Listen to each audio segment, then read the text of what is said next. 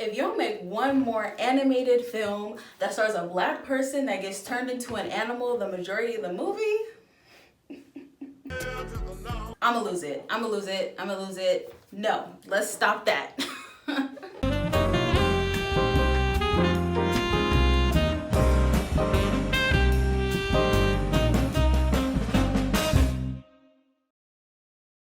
Welcome, Black. Welcome, Black. As you can see, there is a new setup. We got some new swag. We are here. Thank you so much for being here. I'm really excited to get into this new video. As you can see from the title, it's this phenomenon that happens so much, where there's like this animation movie where a black person or just someone who's non-white, and it's a movie all about them, but they get turned into an animal like the whole time, and it's just like, how does this work? Why is this? So I'm going to be talking about that, the historical context and implications of this, and just why this is actually like low-key extraordinarily problematic. So thank you so much for tuning in. Go ahead and get comfortable, get some tea, because I'm not gonna be calling out like companies or whatever, but there's just this big problem, and I think it definitely needs to be addressed. A lot of people have talked about this too, so I'm not like the first person to have done this. So go ahead and get comfortable, put your feet up, and let's get into it. All right, so when we think about kind of the historical context, there's a lot of ways that we can kind of go here. In my video on why it's so funny to make fun of black women, I kind of go into like historical representations of black people in general. So I'll kind of breeze over that, but I'm mainly gonna be talking about a specific instance where a woman was like literally put on display and treated like an animal. So so if you want more like topics or information about that, let me know below, but also check out this video on why it's so funny when black people are made fun of in general when we're talking about representation in movies, entertainment, whatsoever. So we can start off with thinking about the fact that, Birth of a Nation is like one of the first movies to ever be like a critically acclaimed movie, and it's all these things, and it's this black and white movie. It's really old. There were black people who were represented in the movie in just a terrible way by white people. So if we're just thinking about like the first movie to ever really be like a thing and be like, shown at the White House and all these things, which it was, we see that black people weren't even like representing themselves on screen. Throughout time, as we kind of go on, if we think about like the movie Gone with the Wind, for example, where there was a black woman who was like, representing herself and played herself, and she even won an Academy Award, but she played a very stereotypical role of a literal mammy in Gone with the Wind. So again, it's like, okay, even if black people are like representing themselves, oftentimes people would find, and then through like the next, couple decades, that black people, it seemed like when they were being represented in general, it was just very stereotypical roles. And I think a lot has kind of changed recently, like I would say in the last maybe 7 or 8 years, in terms of like a better kind of representation, or what people would think a better representation is. Everyone would have like a different idea of how black people should be represented, which is valid because we're not all the same person. But in general, if we just think about the fact that black people were represented in so many ways, it was oftentimes not in the best light. So I kind of wanted to just at least touch on that before I get into something else I'm going to talk about, just to at least acknowledge this. Obviously, cartoons and animation is very different than like actual people playing these, roles and things like that. But it's just important to think about, how far representation for black people on film has come in general. So yes, I'll touch on that a bit later, but I just wanted to start off with that. Now, what I kind of really wanted to get into deeply is this comparison of black people to animals, which is something that history has seen very often. And I'm going to talk about this through the experience of a woman named Sarah Bartman. So I do want to give a bit of a trigger warning here. This story does involve forced prostitution, sexual assault, and just like forced colonization. So and it's just not a good story, and it's a terrible thing that happened. So I just wanted to acknowledge that first. So when we're looking at Sarah Baartman, she definitely had a different name. That was a name that was given to her, but for the purpose, I'm just gonna use this name. So Sarah grew up near Hankey, South Africa, and it was believed that she was a servant. She had to do this position after her parents unfortunately passed away in her adolescence. So around the time Sarah was 16 years old, Dutch colonists seeking to expand their empire came into conflict with the indigenous Croatian people of Eastern Cape, and many were absorbed into the Dutch labor system. So Sarah became the property of Cesar, who set the future tragic timeline in her life. Initially, she was shipped off to Cape Town as a servant, but things unfortunately would soon change after that. So as you can kind of see from the pictures, I just want to acknowledge that she had a big behind, and unfortunately this would be something that would like catapult her into being seen as like an animal, being put on display, something that no one has ever seen before in Europe, and people kind of wanting to like see this being like a disgusting like attraction to people, like a tourist attraction, not like a, you know, sexual attraction, not necessarily for some, but more like a, ooh, like what's that, like, you know, as if we see like an animal at the zoo. So as people are kind of noticing this in terms of people who like she works for, this terrible man named Dunlop basically decided to put Sarah on display. So he put her on display in London as this like primitive, exotic, like freak of nature. And he charged people 1 shilling, which I believe is the equivalent of like $1, maybe less, maybe more. Let me know in the comments if you know what a shilling, the equivalent of today is, but just one really cheap price just to see her. And then for a higher price, he would charge people to touch her. And here's something that's actually really interesting, and comment below if this is something you notice now. Interestingly enough, London like fashion really got inspired by like her large behind, and it actually influenced European fashion and style. And when you see like those women who have the big bustle, who used to have the big bustles behind their like back, like on their butt area under their dress, and they put like this big bustle there, Sarah Baartman is actually what influenced that. And even though people were like, oh, like it's so grotesque, her body's so grotesque, it's whatever, it was actually secretly craved by a lot of people to have like a big behind. So even though this woman was put on display and seen as just this freak of nature and all these things, not only did it influence European fashion, it was secretly like craved and things like that. So if you see any, relations to, today's times and, that, definitely drop in the comments, let me know. But that's just something that, a little piece that I wanted to mention that was very interesting. So unfortunately for Sarah, which is something, again, I was like, trigger warning, her story isn't gonna get any better. So unfortunately, after being put on display in London as like this half-clothed odyssey, she was then sold to an animal handler in France. So then she essentially went to France, was bought, and bought with somebody who buys animals and puts animals on display. Here in France, her exploitation and degradation intensified, and she was led around and given instructions like an animal, while her female organs were studied as an object of sexual peculiarity. It is also believed during this time that she was forced into prostitution and became a heavy drinker. Unfortunately, Sarah died at the young age of 26, and it was believed to be associated with an inflammatory disease that was related to either smallpox, pneumonia, syphilis, or alcoholism. And unfortunately, her freak show, remains, act was further studied after she died as well, so her remains and things like that.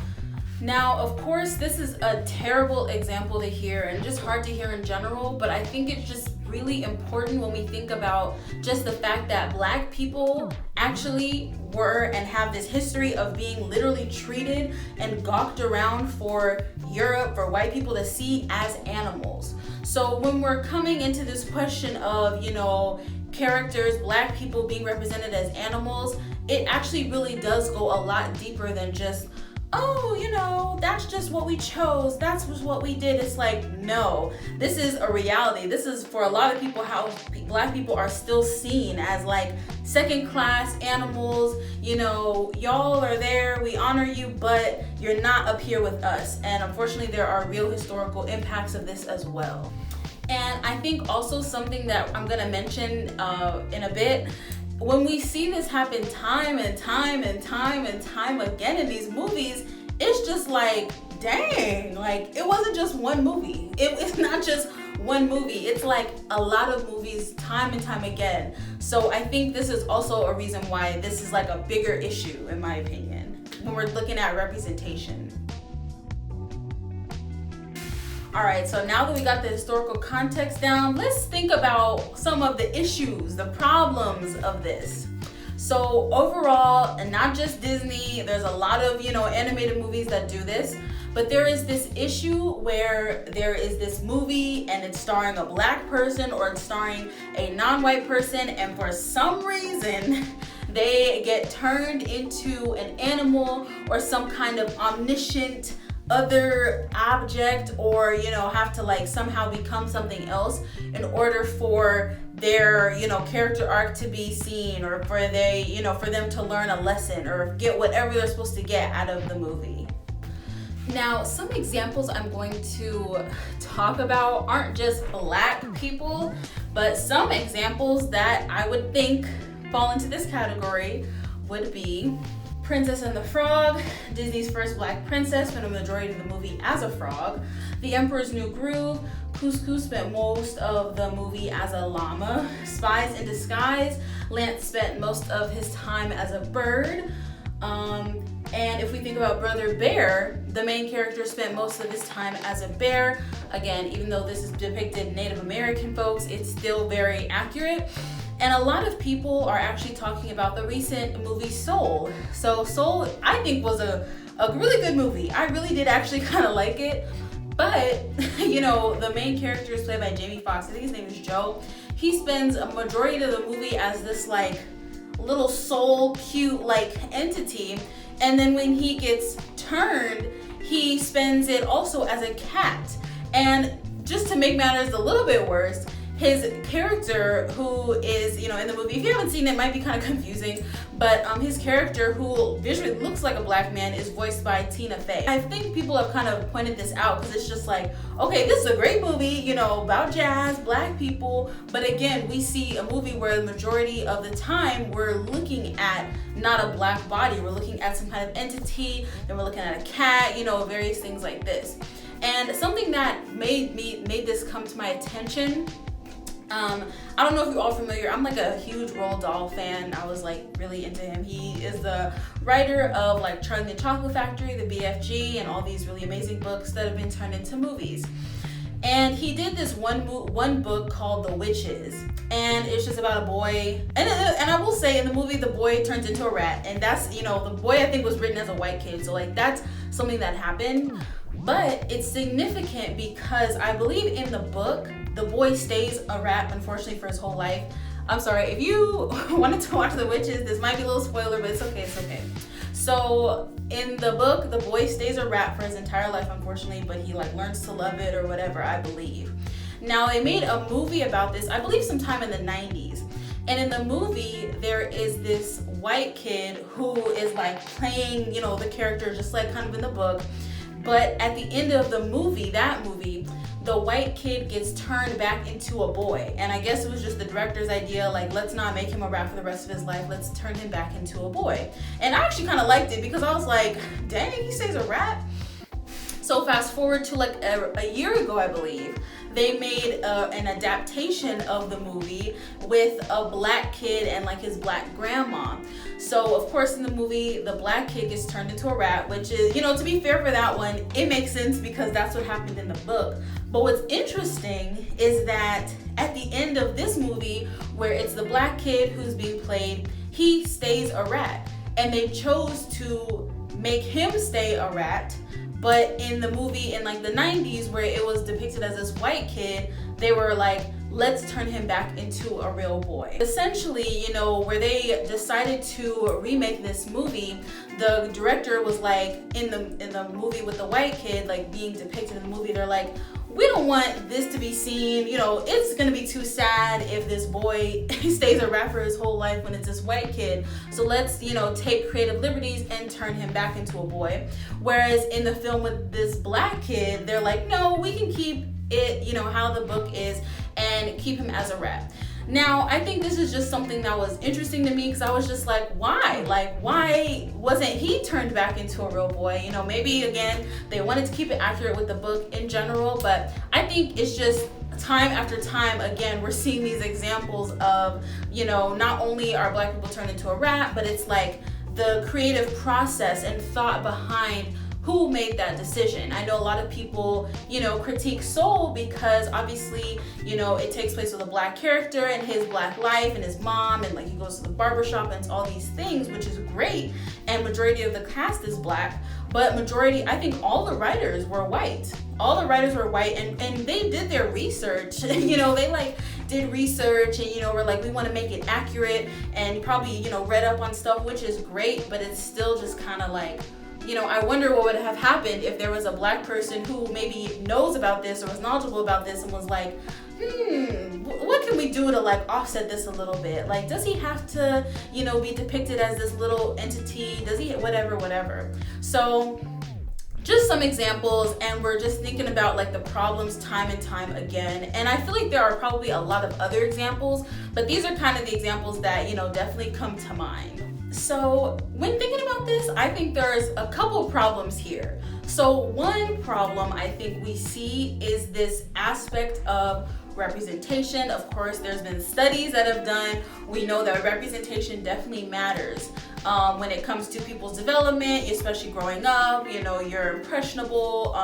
If you have representations around you where it's like, okay, I know someone who was a doctor, so now I want to be a doctor, or various things like that. But we know that media definitely impacts like a lot of people. I've done research about it, just impacts people in general. So the issue with black people in these animated movies continuing to be turned into animals is kind of like, okay, so a black kid who goes to see a movie that's already seen, you know, the Cinderellas, the, you know, Sleeping Beauties, the whatever, all the other movies, and then it's finally like, wow, someone that looks like me, someone has the skin color as me, spends their majority of the time as an animal. Like, what does that say about me? And of course, I think no one would necessarily be thinking about this, but these are kind of the subconscious messages that you get told when black people are consistently being shown as an animal. So I think the one big problem is just this feeling of representation and misrepresentation,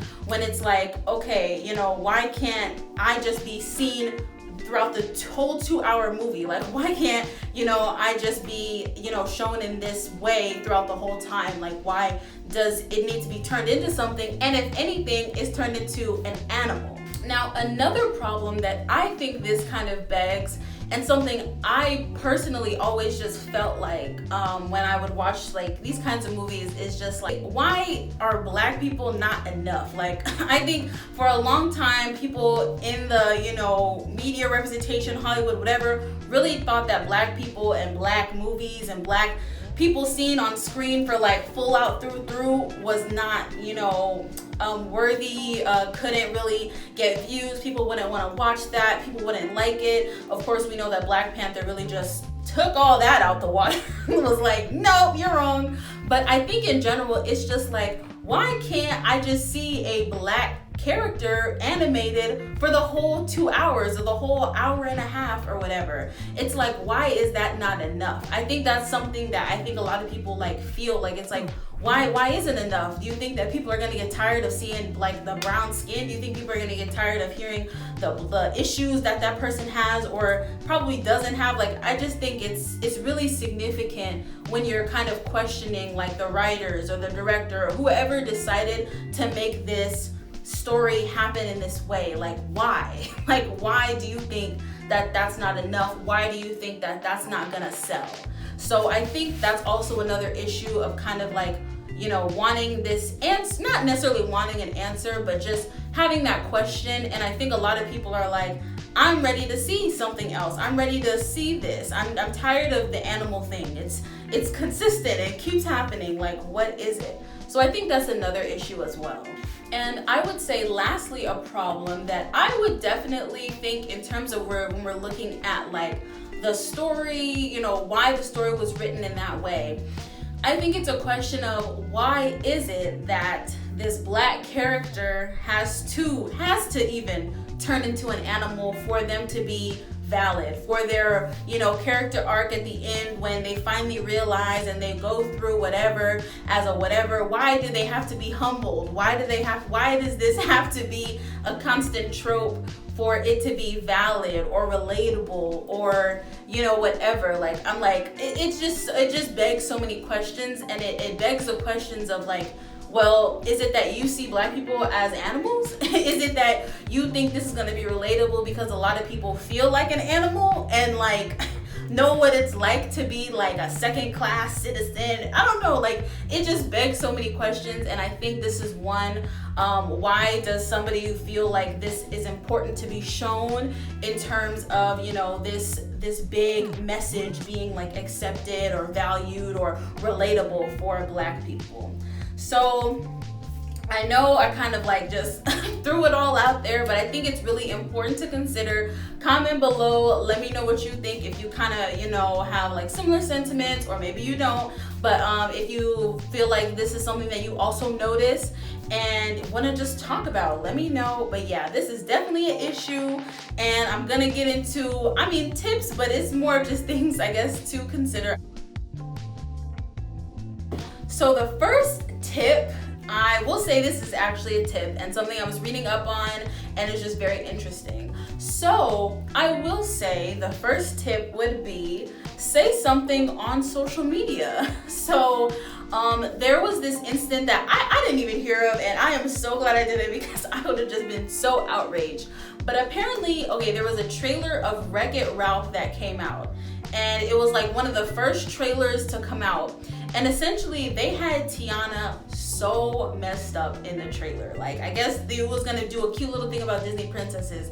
And the girl, I'm gonna put a picture. The girl looked nothing like Tiana. They lightened her skin, they changed her hair texture, they gave her these really intense European features, and people were like very upset, and people talked about it on social media. People were like, no, this is ridiculous, y'all are doing too much now, like y'all not about to have the only black princess be so whitewashed in this way. And there was so much public outcry that the animators actually went back and reanimated Tiana to look more like the Disney princess that she is, you know, with her skin tone and, you know, hair and things like that. So I will say in that instance, like, things like that do help. Now, of course, maybe because it wasn't like, you know, the full movie, and they were like, okay, we can easily kind of go back and change this, that's why they did it. But I will say, you know, there is something to be said about like saying something on social media, especially when a lot of other people notice the exact same thing. And, you know, companies being like, all right, especially in today's times, unfortunately, where being woke and being like, you know, like socially conscious is a good thing. And, you know, and I'm not to say that that's a bad thing, that, you know, people are trying to like be aware. I just think, I hope it lasts. I don't like when things are trends, because trends go out of style. But that's another video. Let me know if you want me to do that. But either way, back to the tip, I do think that when people collectively kind of like talk about this, I do think like change can be done and change can happen. And at least for like people who are in the writer's room or animators in these spaces, I do think like they may hear some things, and at least maybe for the next project they'll think like, all right, let's not have any animals. Let's have a you know, black person in this animated film that does not spend majority of their time as an animal or some kind of entity. So that would just be my first tip. You know, definitely say something and put stuff on social media, because people do see it, and sometimes they do change stuff up. All right, and tip number 2, I would definitely say, like, let's just keep having these conversations. I think we need to keep being aware. I think the narratives change because of the culture. People change, people know what not to do, even though they still might do it or still not agree. But a lot of times things just change because people are having these conversations, doing videos about it, you know, commenting and just talking about it, tweeting about it, you know, all things like that. Like I said, I will say this is a topic that I kind of always wanted to do, but this is something that I was in a class and like somebody kind of was talking to me about, and we were kind of talking about it, and I was like, yeah, that's a thing. So I'm like, people do know about this and want to talk about this, and a lot of the information I used for this video I actually got from an article that I will be linking below in the description box if you are interested in it. It goes more into detail specifically about like why this is a problem and some of the movies that have been represented in terms of a black person or a person of color or, you know, non-white person being turned into an animal. So again, I will say, again, this is a topic that people are talking about, but I just say we got to continue to be having these conversations, even maybe if it's uncomfortable, if you know someone who worked on Soul or something, or you know, it's in those rooms and in those spaces, you know, of course, you know, there's different ways to go about things, but yeah, I just definitely would say let's keep having these conversations and keep being aware. So that's all I have for you today, folks. Thank you so much for tuning in. Comment below, let me know what you think. Like, do you see this? Do you notice this trend? Is this something you were like, oh wow, like you just kind of like happened to notice? Like, let me know what you think. Comment below. Thank you so much for being here. Check me out at IG Aziza. I also post on my IG TV as well as YouTube around every other Sunday. So thank you so much. Black knowledge is black power, and I will see you all soon.